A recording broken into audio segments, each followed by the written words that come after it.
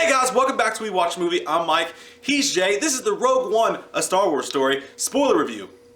Yeah, let's get into it. I said, goddamn! Jesus Christ, I wasn't even fucking ready for Hey, it. you're not supposed to be. Fuck! Okay, so the spoiler review of the Rogue One Star Wars movie. Okay, so let's talk about this. First off, I want to get into this right away because I know that people are wondering about this. Darth Vader. I want to get to Darth Vader, Mike. Ooh. I just want to get to Darth Vader. Look, the sequence that happens at the end of this movie when the rebels have got the plans and the schematics for the Death Star and they're going off, and it goes right into A New Hope, okay? It is fucking you know what? When I see Darth Vader fucking shit up in that hallway with his lightsaber and just unleashing the Force in a way that I haven't never seen. Did you just like rub my shoulder? Oh, I'll touch you, bitch. But the way that I've never seen, you know what I felt like? I felt like this. What it feels like to chew 5 gum. Simulate your senses. But I felt like a proud mother. Because like, you know what? Everything that was going on in Rogue One was so amazing. Everything. For the most part, for the special effects. But when that sequence happens, to the point where it's all dark and the lights are strobe effects, and you see a lightsaber come out, I felt like Mama's proud.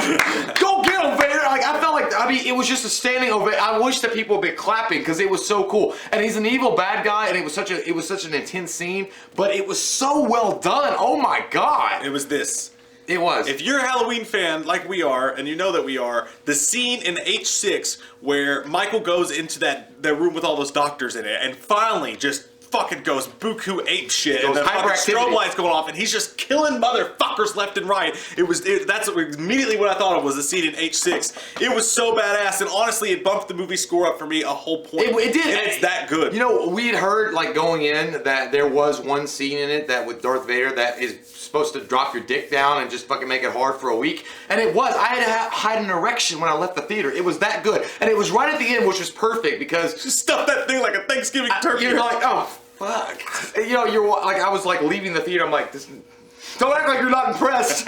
But yeah, thanks for noticing. Tent pole salute. But yeah, it really was. It was so well, amazingly done because the whole thing is you see the rebels. They get the schematics. Okay, after everybody on the planet down below had died, they got the schematics and they're trying to get it to the next person, and the door stalls because, of course, in the future, if the fucking doors stall, and Darth Vader is like coming, and he like bursts through the doors connecting it to the ship, and you know they're looking and they see like they didn't want to get it inside because he didn't want to get it pregnant. I know, you got to be careful. You got to wear rubber. But he's like, you hear him breathing, and then all of a sudden like the strobe effect comes on because the lights are coming in and off, the emergency lights, and you just see the red lightsaber light up, and he comes in and fucking demolishes those motherfuckers. I'm talking about not just the lightsaber, awesome, and he's like blocking like their laser blast, but he picks this one fucker up and holds him there, and it's still fucking him with one hand. I was like, this guy's asthmatic and it's killing you, and like throws it, dude. It's so. It's mind blowing. It was like the first time you saw Ryan Reynolds as Deadpool when he comes out of that elevator and they all start shooting at him.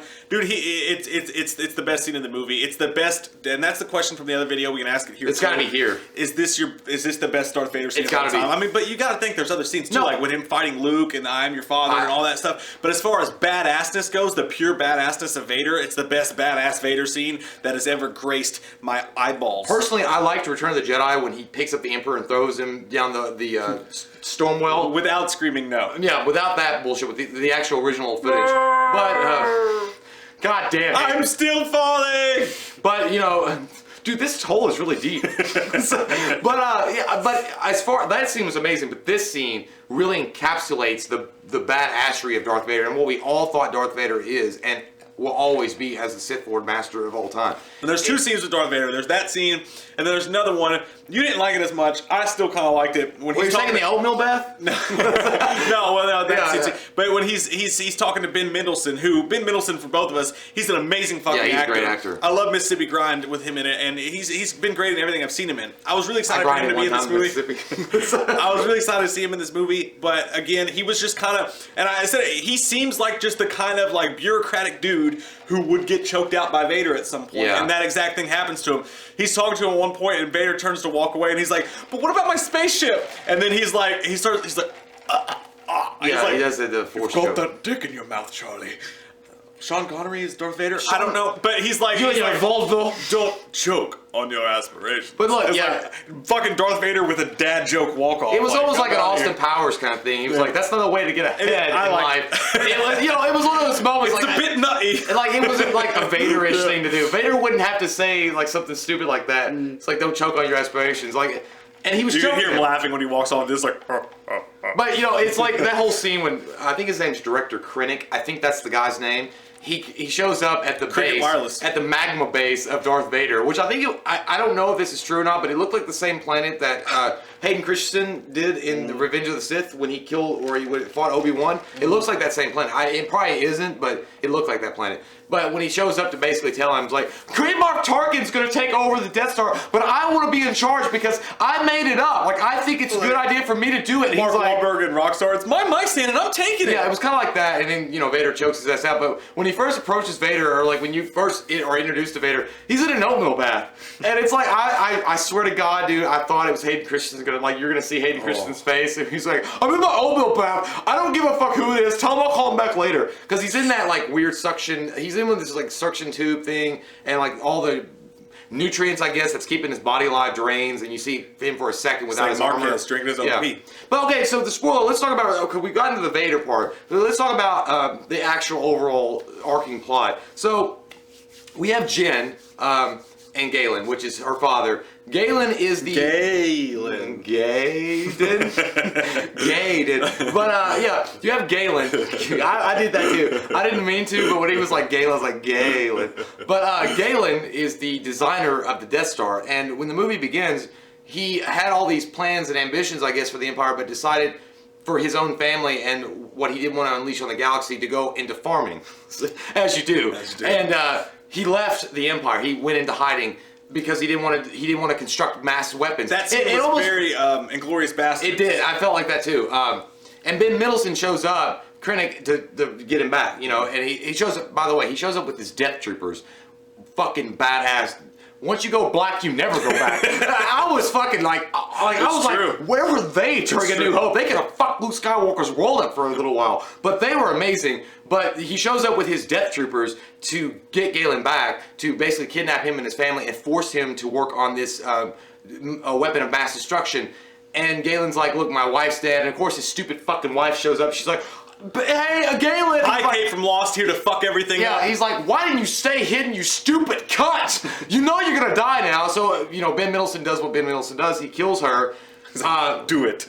Jen stays hidden and, sees all this happening. And she goes down to a, I guess an underground bunker that they had set up as a contingency if this ever happened.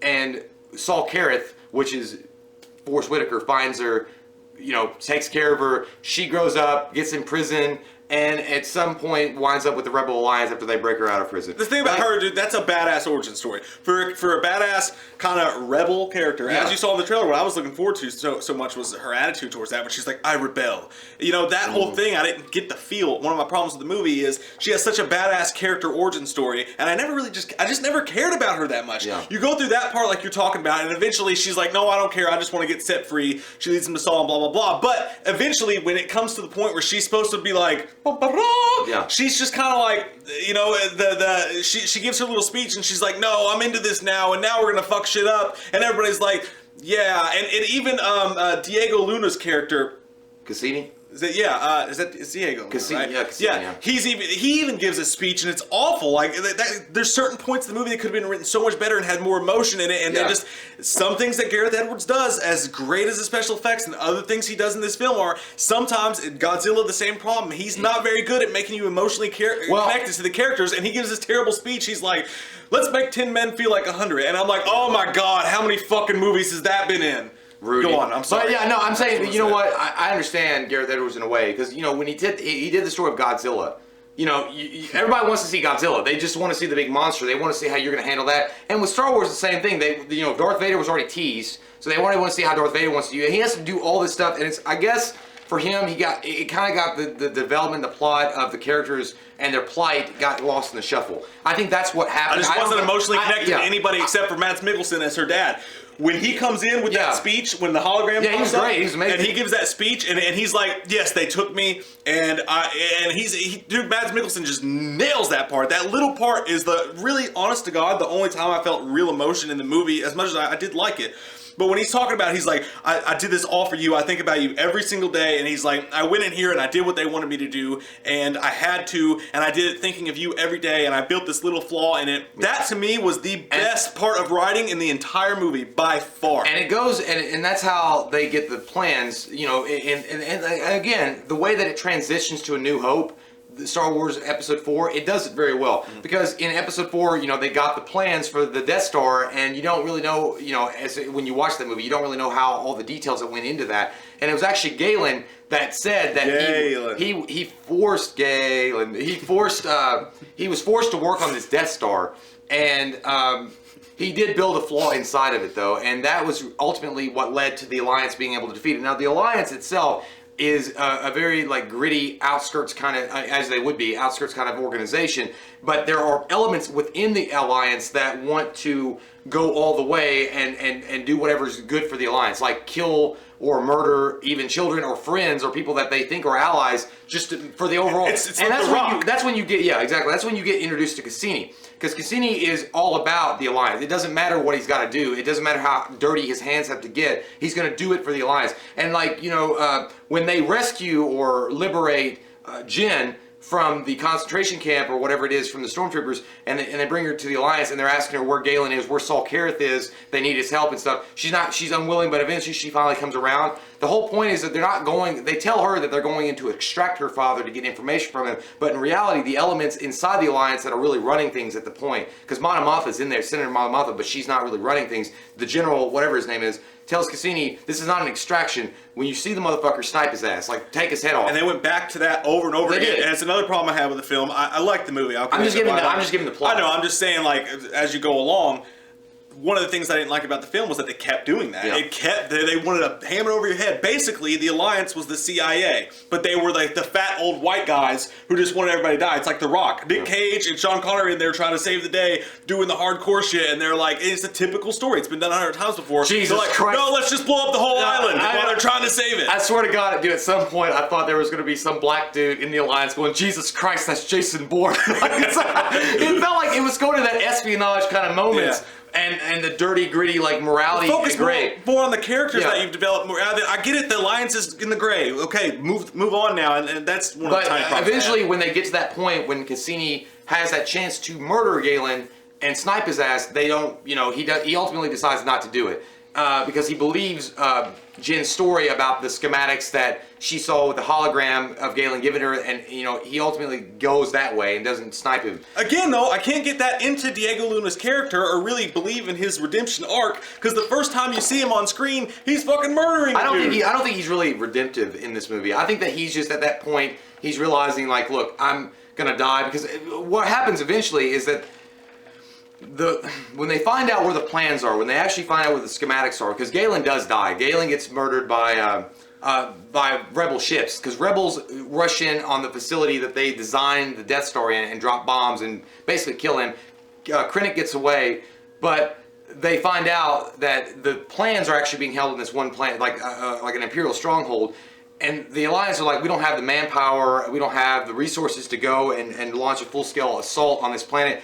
So Jyn and Cassini volunteers to go and get all these plans, but Cassini's always, he was up until that point, he was always like reluctant to be that guy. So eventually he does become the hero, I guess, because he, you know, Jyn, because Jyn is like there, and she's got, you know, Donnie Yen, which is amazing. We'll get into him. We'll get into Donnie Yen and his friend that, you know, hangs out with him. I don't know. He didn't really have a kid. He was just the guy with a big gun. Big guns! But yeah, he was just hanging out with it. And, you know, Cassini's like, hey, we have a tangent of rebel soldiers that want to go with you. So that's how that Rogue One kind of thing started. But as far, and you know, I really wanted to like Cassini. I felt like the plight that he was in, because, you know, at the very beginning you mentioned he killed that guy. And the reason why he killed the guy at the beginning, he's a nice guy, he didn't want to get caught. because he meets him in this alley, and he's like, you know, do you have this? What's the Empire planning? Who's in it? And he just shoots his ass, like, everything's gonna be okay, and then like fucking shivs his ass. Yeah. The reason why I did that for is because the guy had a broken leg or something, and he knew that he was gonna get caught. And this is why I did it. He's gonna get caught by the Imperial troopers, and then he was gonna squeal. Yeah, because that's just. I mean, I get it. It just seems like they were beating you over the head with it. They spent so much time. Well, at the beginning they weren't. But eventually they spent so much time showing you how in the gray the Alliance was, and that time could have spent better developing characters. One of my problems with Gareth Edwards is he's a great visionary director, and he does massive things. The special effects are the best I've seen in a movie this year, and some of the best I've seen ever. It felt like Star Wars was happening on my front lawn. The battles on the ground, the battles in the sky. I almost kind of wish we'd seen 3D in a little bit. I do. Yeah. All the special effects were so realistic looking, and the special effects team on this just knocked it out of the fucking park. I mean, they crushed it. Everything. Mark McGuire without the steroids. Everything looks so real. Like the space battles looked real. I mean, they did such an amazing job building things to scale, the way everything worked. And it just, the problem with Gareth Edwards, man, he just did not bring any emotional arcs to these characters that I felt personally. When everybody dies at the end, and you know what's going to happen. Yeah. And that's not why it bothered me. But when the whole planet is exploding and they go and they hug each other, man, I didn't care. I should have cared a lot more. Yeah, if you I should have been a little bit upset. If you watch the non-spoiler, I talk about Deep Impact. It was almost the exact same scene when the chick with her dad is on the beach and this big giant wave is coming and they hug each other. I mean, even in that movie, I was like, I don't give a fuck. Like, I just think the special effects are cool. Deep Impact. Yeah, I know, but I mean, I'm just saying. But it kind of felt the same way. Yeah. I mean, it was like it left you empty. And there were moments though that you want, like, there were moments that it was going to, like, you know, you're like, okay, I'm getting kind of behind the plot development, as far as the character development, where they're going. But then, like, again, they beat you over the head with something else. They're like, don't forget, he's gray. Yeah. Don't forget that. To subscribe. Donnie Yen, though. Donnie Yen, okay. Best part of the fucking movie for me. He stole the show from the main girl, and the main girl's good. I like her. She's a good actress. There's nothing that pissed me off about her, but they gave her, because of the way her character was written, and because they were just kind of like forgotten about her, but they still wanted her to be the lead for the movie somehow. It's almost like Marvel and Disney were saying she needs to be the lead, but Gareth Edwards wasn't that interested in her. She kind of had Kristen Stewart Twilight syndrome going on. She's better, but every time they showed her, it was just like sad face. Yeah, but she didn't have like sad face emoji. She didn't have like a Botox like, surprise look on her. No, but she always had that same just like. Yeah, but here's okay. Well, the thing is with Donnie Yen, he's written so well, and he does such a fantastic job of playing that character. It's not the fact that he's just awesome and badass with his martial arts, which is great to see again. Yeah. It felt like Darth Maul. It felt like that Darth Maul Ray Park shit when he like fucks these stormtroopers up. And I'm talking about like badass. Like we talk about the special effects, but the practical effects when he's beating the shit out of these. You saw the trailer when you see that full on, like he cracks a fucking stormtrooper in the face so hard, like his eye like glass shatters. I'm like, oh, dick's hard. Like it was cool as shit to see that Bruce Lee moment. Yeah. But then it was cool because he's not just like an awesome like sensei philosopher. He's not just like that kind of guy, but he's also got comedy lines. Yeah. Like they put a bag over his head to take him to the Rebel Alliance. And he's like, "Are you serious? I'm blind." Like, they put a bag over his head to take him to like the secret hideout of Saul. That shit was hilarious, man. And the comedy in this movie, sometimes it falls flat because sometimes, as much as this movie does its own thing, and we both appreciate that a lot because Force Awakens was so great, but it was ultimately fan service as much as it was great, and they needed that. That was the movie that we needed to bring everybody back into Star Wars. Now this was supposed to be a little bit gritty, a little bit more mechanical, and it was, but sometimes they would shoehorn some comedy in and it wouldn't work. But the robot, what was his name? K2. The robot had all the comedy lines in the movie for the most part, minus Donnie Yen and a couple scenes here and there. Some of the lines were hilarious. Well, some of the lines were terrible. Yeah. Like when the door shuts and he's like, "I've got a bad feeling about this." I'm like, "Come on, guys, that's a C-3PO thing. Make a new character." I think that the coolest, like with K2, when he was being blunt and being completely, because that's what K2 is. K2 is a stolen Imperial robot that they've reprogrammed to work for the Alliance. And I like it. Yeah, and he's such a cool. I don't know if you guys are. I don't know if some of you guys ever played Knights of the Old Republic, the video game on Xbox, the original one, but it was. HK-47, which was like a killer robot, and his attitude and design was pretty much what K2 was in this. K2, when he goes, and you know, there's one specific scene I remember. They're like, you know, they're going to the Imperial stronghold to get the schematics for the Death Star, where Galen had instructed them to go. And you know, they're asking, they're saying, what happens if the shield is up? He's like, well, if the shield's still up, then we hit it, and we're all going to be floating in the vacuum and cold of space, and we die. And then Kate, it's real quiet for a minute, and then Katie's like, I wouldn't die.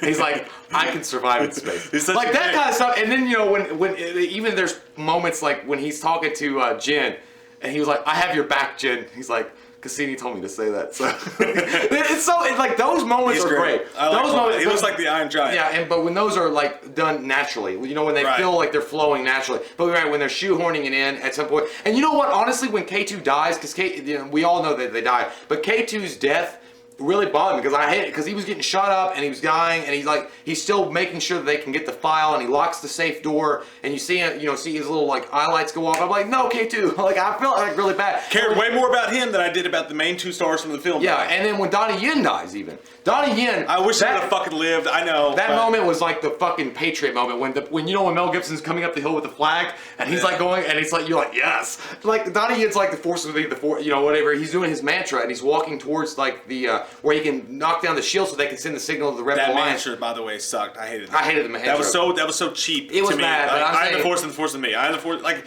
dude, it's Star Wars. Think of something fucking better. But he's blind. But he's doing his best. But he gets there. That was such a cool moment. And when the thing explodes, because it was so kind of sad because when he lowers the shield so they can send the signal to the Rebel Alliance and start transmitting the data for the Death Star schematics, he kind of walks away and looks at his friend.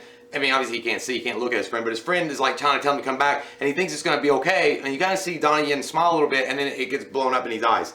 That was fucking, like, it was sad to me. And then that's when his friend, and we're not giving him much credit, I don't remember his name. That was a real fuck you, Charlie. Yeah, I don't remember his, like, I just felt like he was like, like elite commando or something in a Vietnam movie. His friend, Donnie Yen's friend, he goes badass and starts killing these death troopers, and that was a cool scene. And everybody ultimately dies. It was a thermal detonator that killed him. But yeah, man, like I don't know, Donnie Yen and K2 were like the standout stars of this movie. Like they really are. Besides Vader, besides the Vader scene, without them, I don't think this movie would have been nearly an 8.0. Mm-hmm. And another thing I want to talk about really quick is the special effects that they did with Grand Moff Tarkin and Leia Organa, and those are the only two really.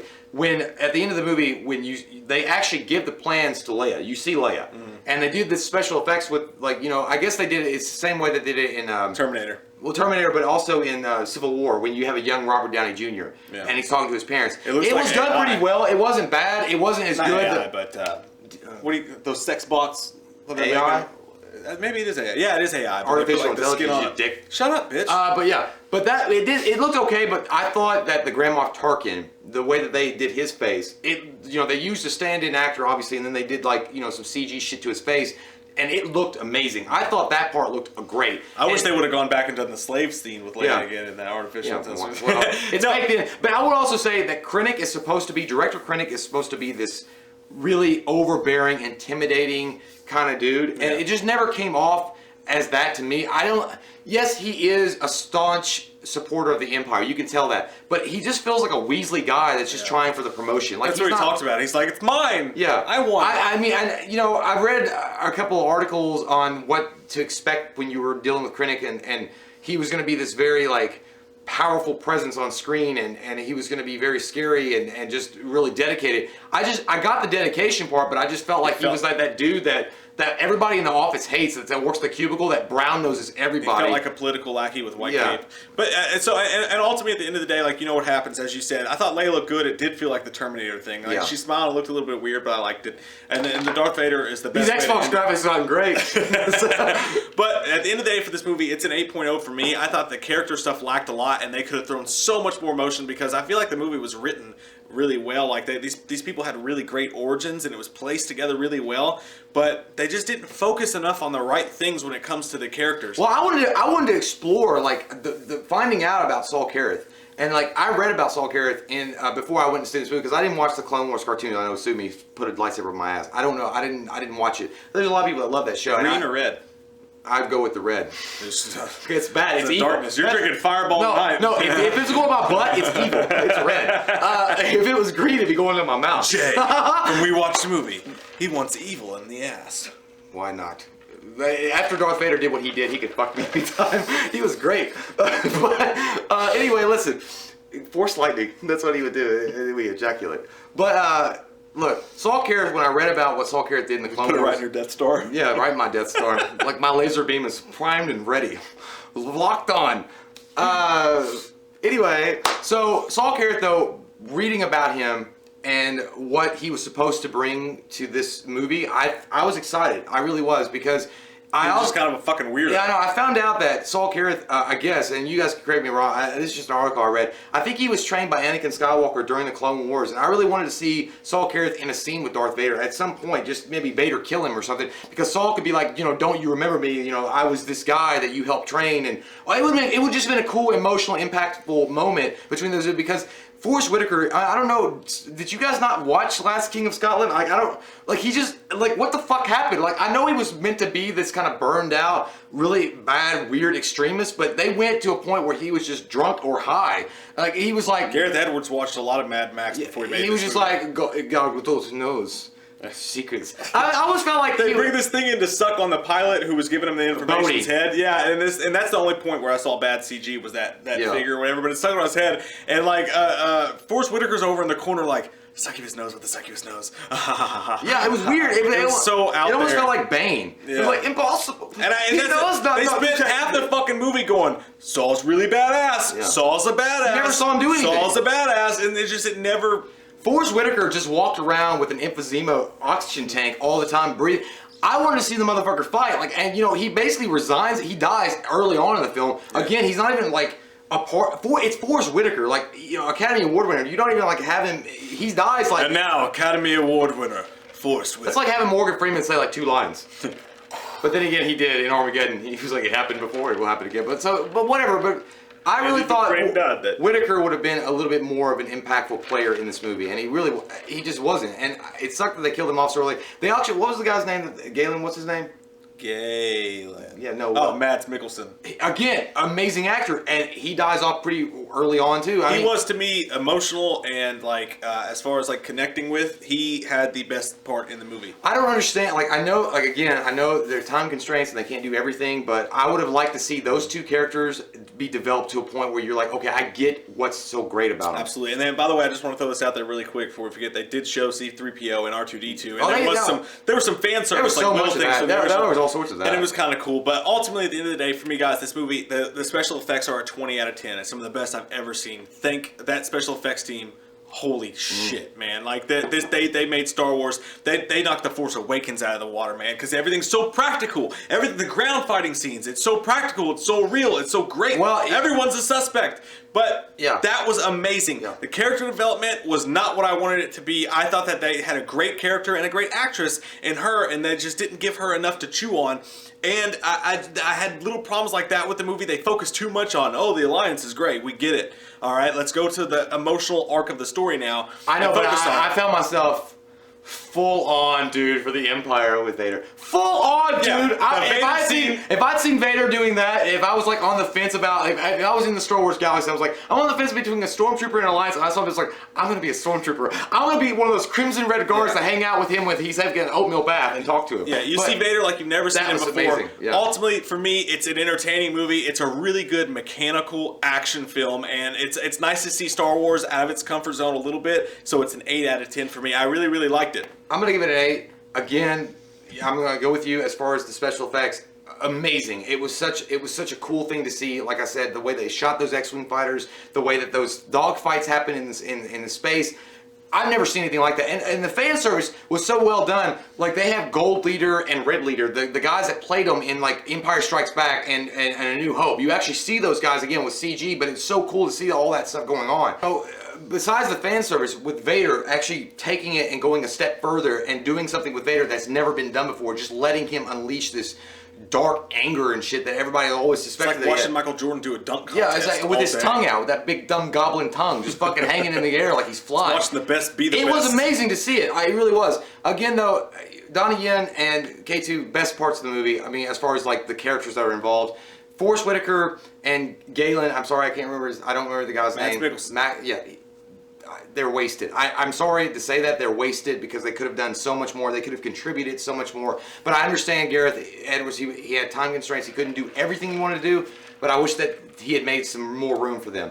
The Cassini and Jen, good actors and actresses. Again, they just didn't. If you're trying to put the whole movie on them to carry it, as far as you're supposed to care and it's supposed to be a plot, character-driven movie, I'm sorry that they just weren't written well enough to carry it like that. And I really loved, when you talk about the ground of the battles, I don't know what I liked better. Like, the space battles were amazing. They were some of the coolest shit, like I said, I've ever seen in my life. But the ground battles were so gritty, and it wasn't just the fact of the way they were filming it. It was the way they were filming it. You know, the sequences you're seeing on screen is amazing. It looks like it's happening in front of your eyes. But, you know, look, the camera shakes and like the explosions and like the dirt flying up and hitting the camera.